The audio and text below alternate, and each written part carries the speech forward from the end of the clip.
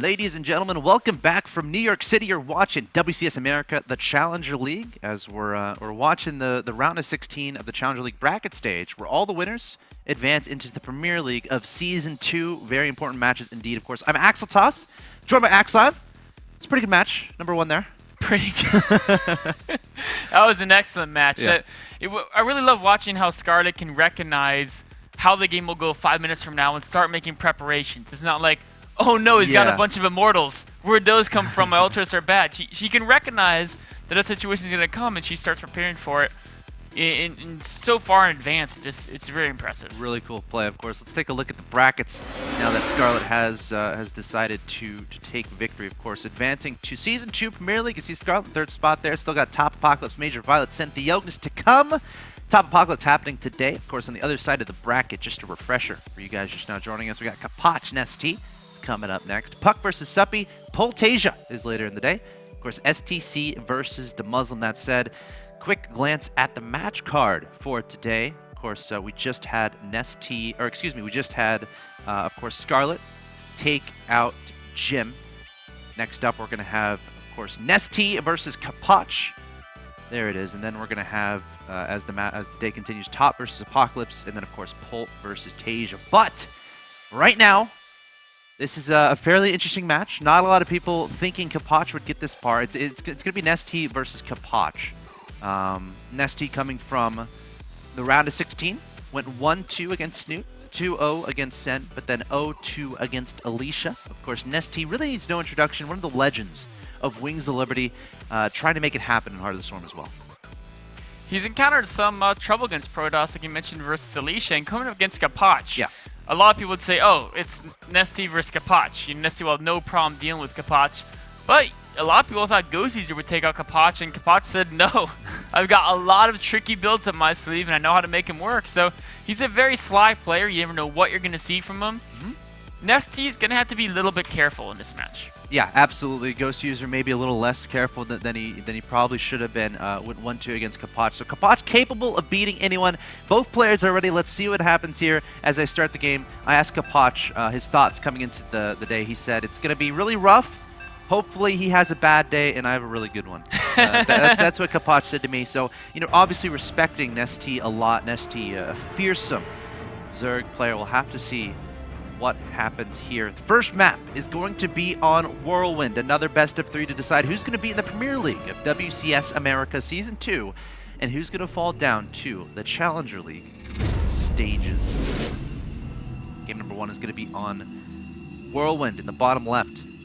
I present your blue Protoss player, representing Team Isurus Gaming, hailing from Argentina, defeating Ghost User in the last round 2-1.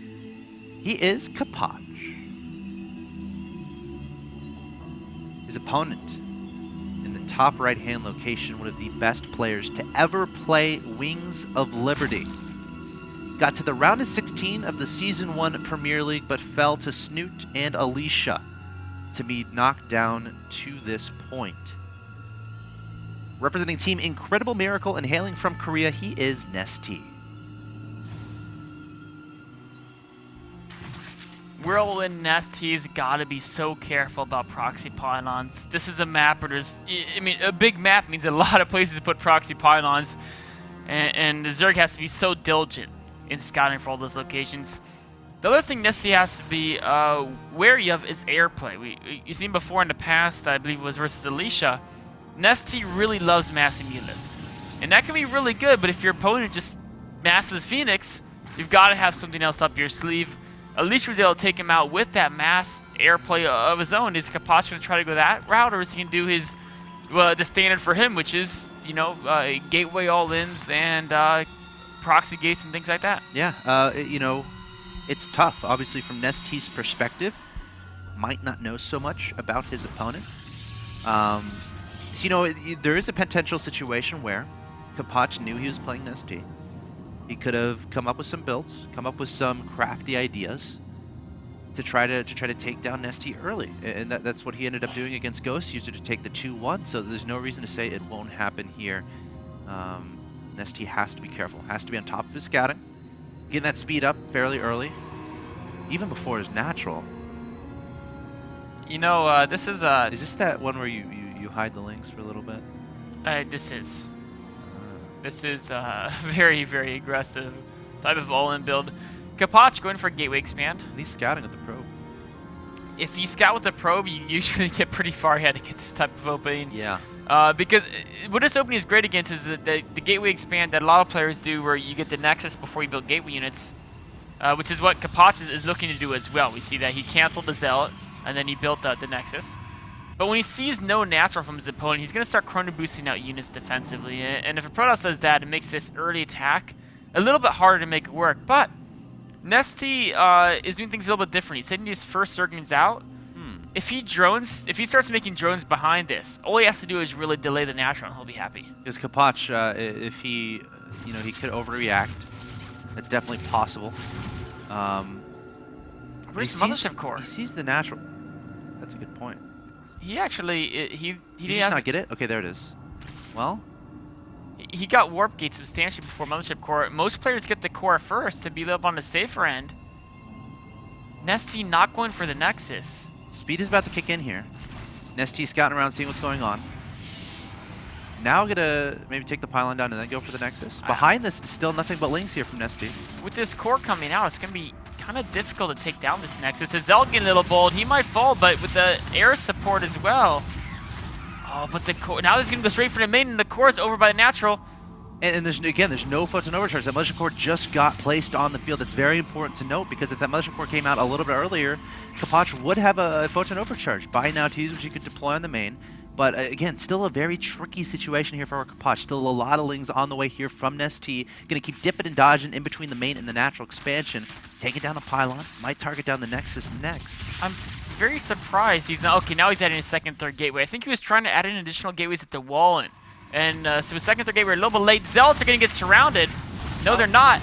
Nestea just going to run on by. A very, very weird game to start things out. Mothership Core almost has enough energy for the Photon Overcharge ability. 96, 97, 98, 99. And once he gets 100, he can do it. The Ling is going straight back to the natural expansion. And now Capoch has to decide. He transferred his probe to the natural. That's an interesting move there. Is he going to put Photon Overcharge on the natural? There it is. Yes. But now the Lings can just run into the main. Yeah, he's not really keeping his Zealots to wall in the holes in the main. Now into the main come the Speedings, but the Probe's a very good SimCity set up by Capoch. As long as the Zealot... Oh, he lets him in! The Zealot needed to hold position in between the mineral line and the pylon. Unable to make that happen. Now these Lings getting a decent amount of probe kills. He's still alright, though. Yeah. And now he has 3 warp gates up. He can warp in. He has enough gas. He can warp in 3 sentries.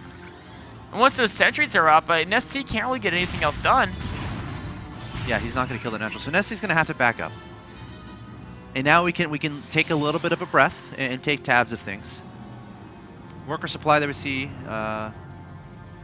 actually is in favor of Nestea here, even though he made all those links earlier. So droning up a lot behind that initial aggression. Oh, even getting some more probe kills here with this speeding count. And every probe is so important to Capoch. Nestea does have to worry about the fact his opponent has a lot of gateway production. Yeah. So if Capoch can build up to something like a 9 to 10 gateway unit count and move out, if you have 9 to 10 units and they're a mix between sentries and zealots, speedings can't really touch them. Just because you're too dense of a ball, there's no service area available, you have good force fields as well. So that's why Nestea is getting that Roach War. He knows that's a possibility. Of course, Capoch can't really move out until he gets his wall set up, because he moves out with his army and speedings right into his natural. He's going to be one sad Protoss. Yes. That's happened to me before, and I was a very sad Protoss. So Capoch definitely going to be watching out for that. Just now adding on those 3 additional gases. Stargate is about to finish as well. Nestea trying to find out exactly what's going on. Poking ever so often at the front door. A decent Overlord spread as well to help look for any potential proxy pylons. But now we're in a situation where this game is going to kind of continue on standardly a little bit. We've got some roaches on the way here from Nestea, and we're going to have some Phoenix production here from Capoch, and I would be very surprised if Nestea tried to be aggressive. I think just getting those roaches out just to be a little bit safe in the beginning here. He's a little bit afraid of a gateway attack. Yeah. You know, Nestea's only at 45 drones, which of course isn't terrible, but it's not a very good drone count when you're thinking about the fact that he's hatch tech. So in order to combat against a Protoss at hatchery tech, you have to make overwhelming numbers of roaches and speedies. Now he's trying to get that drone count up a little bit, knowing that, okay, if I need to get overwhelming numbers of units, I might as well get some more drones so I can produce them. It's going to be tricky because without roach speed, if Capoch can build up a sizable gateway force, actually going for a third base is Capoch. I kind of like this. I don't know if I've seen him do that before. It's interesting because Nestea made a lot of units a little bit earlier, like roaches and lings, to try to defend against a potential aggression, and he's still a little bit scared. And now Nestea has to make the decision on whether or not he wants to be aggressive, and without the layer done, without roach speed, I don't see him being able to be aggressive towards that third. I mean, he's going to try, but as long as the force fields are decent with the Void Ray out as well, Capoch shouldn't have any problem defending this. And I really like this decision too. I mean, it's good for multiple reasons. One, you know your opponent's on low-tech units, so they're going to make a lot of them. And if they're making a lot of low-tech units, if you just defend a third base, you're going to end up ahead in the mid-game. And also, it's not something Nestea would necessarily suspect. I mean, it's not Capoch's standard way of playing.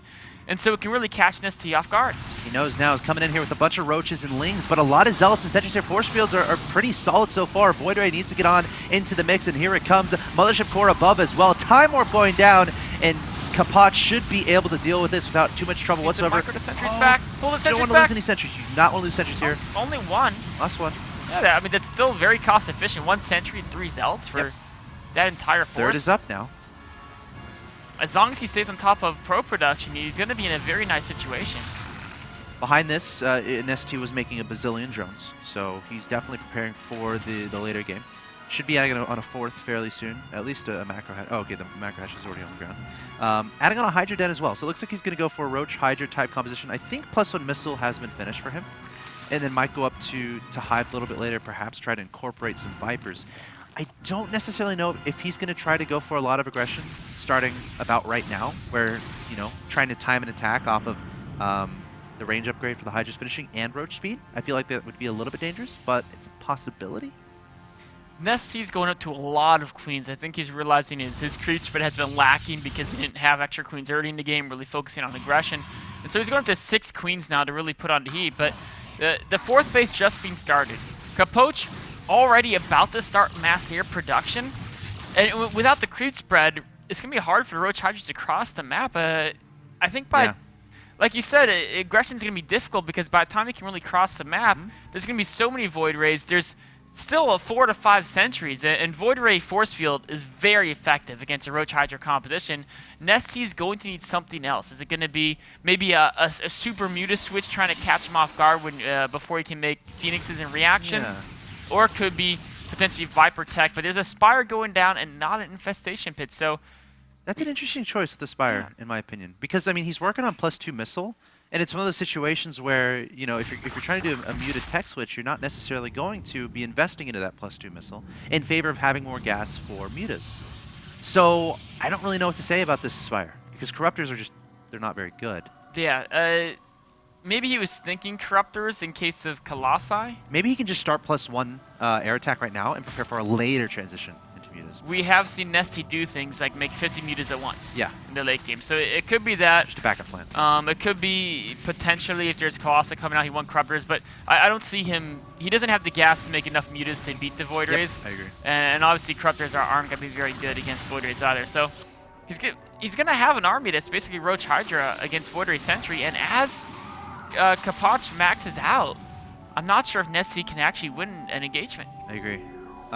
This composition is starting to become like very, very scary from Capoch. Also being very proactive about trying to get pylons across the map, trying to continue the counter aggression. And at the very least, this forces your opponent to put up static defenses. And at the very best, you can kill some drones. You can potentially deny expansions. And Nestea, with the Roach Hydra composition with not a lot of creep, it's going to be hard defending all of his expansions. So really cool play here from Capoch with these Zealots.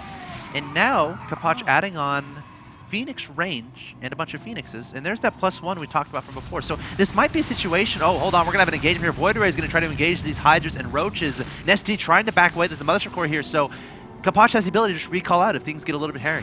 He may need that too. Oh, but great force fields keep half the army away, and the other half's going to be melted instantly by this Void Ray count. Looking for the Time Warp, and there it goes at the bottom of the ramp. This hatchery is gone. All of these drones are going to be forfeit as well, and Nestea definitely going to be trying to secure the hatchery just to the left of his main, because this spot is going to be very hard to hold. Look at this, Nestea going to go for a counterattack, but look at the instant recall from Capoch back to that third base location, and he's going to be able to defend just fine.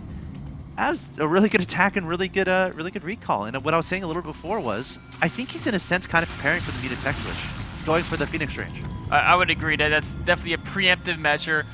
It's pretty easy to build a lot of Phoenixes when you have 3 Stargates, but the Phoenix range upgrade does take some time. So getting it preemptively against a player like Nestea, who's known for those massive Muta tech switches, is super important. If you can quickly produce 6 Phoenix, if they have 30 Mutas, 6 Phoenix without range can't do much. But with range, while they can't straight up beat the 30 Mutas, they can be pretty annoying and actually substantially negate that harassing power. Even adding on +2 air weapons, so again, really focusing on these upgrades, and this Voidray count is getting absolutely ridiculous, up to 14 with 3 more in production.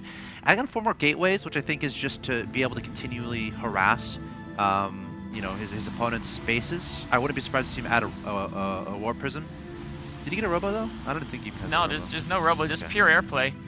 I'm trying to figure out how Nestea expects to win this game. I don't know. There's still no infestation pit. Look at that army, by the way, from Nestea. It's pretty low tech at this point. Like, what is that going to do? 14 Mutas. Yeah. I don't. Maybe if they catch Capoch totally off guard and kill all of his probes. Agreed. But as long as he has a recall on his, I mean, the Void Rays can beat the Mutas just because there's so many of them. Like, and there's actually upgrades more. too. I think there's actually more Void Rays than. Yeah, there's more Void Rays than. Going for an attack. Oh, the Lings, Roaches, and Hydras trying to bust into the natural expansion. Again, Nestea right now just trying to trade cost efficiently, trying to kill some of his opponent's economy. But look at this Capoch coming back immediately. The Void Rays powering down these Roaches and Hydras. Meanwhile, we have some Zealots attacking across the map. Nestea sprinting straight into the main base, going to be targeting down probes, targeting down Nexuses. Mutas have yet to get in onto the action, but Capoch does not want to lose this main. Might try to recall into the main. I think the Mothership Core should have enough energy. Nestea's identified that the Roach Hydra army has become obsolete, and what he's going to do is he's going to try to do some damage, trade that army for economy, so that when the Mutas hit, Capoch won't have the economy necessary to build enough Phoenixes to combat them. Oh, targeting down that Nexus at the natural. It's very low in health, down to 200. The probes desperately trying to kill the Lynx. Going to be very close indeed, but no, the Nexus should stay alive. But, you know, we were talking about, okay, this is a very low-tech army from Nestea. It's going to die if it goes to a straight-up engagement. Nestea realizing that too, says, all right, I'm going to go after the economy, just like you said. And honestly, didn't do bad at all, but he did lose that hatchery at the middle right while that was happening. So that's potentially problematic. And remember, his opponent still has 3 Stargates. I mean, I think that went about as good as it possibly could have for Nestea. There's Mothership Core. That's what I'm wondering. There's the Mothership Core with the army moving out. The Mutas are it could be a full-on base trade now. And if he takes out these Stargates, he can't build Phoenixes. Targeting down the pylons, the Phoenixes aren't going to be able to finish up. Of course, Nestea identifying the presence of those earlier and targeting down the pylons immediately. Remember how low this Nexus is on health too. He's going to target that down as well. And this is going to be a full-on base trade. Remember, if Capoch had a Mothership Core with his army right now, he could have recalled back to that Nexus, protected those Stargates, and potentially wiped out the Mutas. But since he didn't, he's going to have to go for this base trade, which I think in this situation, Nestea is going to be much more happy with. Oh, absolutely. Mutas are more mobile. Of course, Voiders kill buildings quickly, but the fact of the matter is Nestea couldn't have, he had 0 chance in a straight-up engagement. Base trade was his only way to go, and he's playing it beautifully. The natural's gone. The third is going down. Capoch has this unbeatable army, but it's just too slow to keep up with the Mutas. Nestea can expand across the map if he wants to. Yeah, you're absolutely right. We're going to have to see how this ends up happening. The Voider is heading straight into the natural expansion. The Mutas taking out that third base. Of course, it's important to try to target down the Nexus first so you can see what buildings are remaining from your opponent. Capoch rebuilding a Stargate there at his 4th. I think that was the 4th base there at the bottom. Yes. So if he can get some Phoenixes on the field, that's definitely going to help a lot. He has not a spectacular bank, but if he can get some probes mining down there, it's going to be better than nothing. And he has enough money to get, looks like a little bit of a freeze here. Capoch. You know, this game is actually really close. If Nestea knew about that bottom base, he'd win the game without a doubt. But without knowing about that, if he can get even 5-6 Phoenixes out, that can make a huge difference because he already has the range upgrade. And +2. Yeah, so they can He's making a carrier. Carriers are actually really good against Mutas in a straight-on engagement, but I would have thought Phoenix would have been the more... It might have been a misclick. Because he doesn't have the minerals for... Oh! Mutas are coming in. His Voiders are on a move command. They're moving right over to Spore Crawlers. Voiders need to turn around. Now they're going to target... No, targeting down Queens first. There's Spore Crawlers there as well. The Mutas targeting down the Void Rays one at a time. This could be very bad for Capoch indeed. And yes, it is. The Mutas able to clean everything up. And there's the GG. Nestea somehow, some way, in a game where pretty much everything was going in the favor of Capoch. Nestea able to make that base trade happen and then making all those correct decisions as the game went along to take the victory. That was a beautiful game from Nestea. I mean, Capoch in this position where he had this unbeatable army. He just had to be careful for the base trade. And when he missed those force fields kind of on a ramp of his natural and the roaches got in, that's where things started looking bad for him. Yeah. He needed that mothership core there to use time warps to slow down those roaches. Yeah. And then in this situation, you couldn't recall back, and losing those 3 Stargates is rough because what's unique about this situation, this isn't a muta player on 6 bases, 120 drones like we've often seen Nestea. He actually doesn't have an insane amount of econ. So if Capoch just was able to recall back and defend until he can build about 12 Phoenix, Nestea cannot transition out of mutas. He just doesn't have the economy. So 12 Phoenix would have dealt with that mutas as long as he had the range upgrade. Yep. And then, I mean, he just would have been able to march across the map with his main army, and the Phoenix could have just paced wherever the mutas were. He would have been in great shape. It goes to show, if you make a single mistake versus Nestea, he will take advantage, and he will take the victory. Nestea taking game 1 of this best of 3. This best of 3, though, so Capoch can still win 2 in a row. Guys, stay tuned. Nestea versus Capoch game 2 coming up.